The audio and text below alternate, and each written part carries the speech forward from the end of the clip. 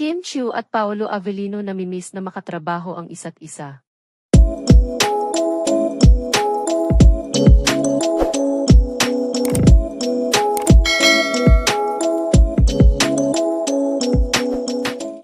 Si Kim Chiu at Paolo Avellino ay parehong naghayag ng kanilang pananabik na muling makatrabaho ang isa't isa.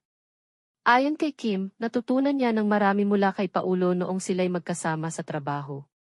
Tinawag pa niya si Paolo na kanyang leader dahil sa pagiging magaling na gabay nito.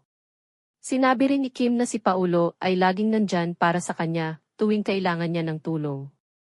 Ayon naman kay Paolo, masaya siyang makatrabaho si Kim dahil sa kanilang magandang samahan. Pareho silang nag-enjoy sa mga proyektong kanilang ginawa. Nakakamiss din daw para kay Paolo ang kasamahan ni Kim dahil sa kanyang pagiging masayahin at propesyonal sa trabaho. Pareho nilang inaasahan ang pagkakataong muli silang magkasama sa isang proyekto. Ang kanilang samahan ay nagresulta ng magagandang alaala at positibong karanasan. Ang kanilang mga pahayag ay patunay ng kanilang respeto at paghanga sa isa't isa bilang mga artista.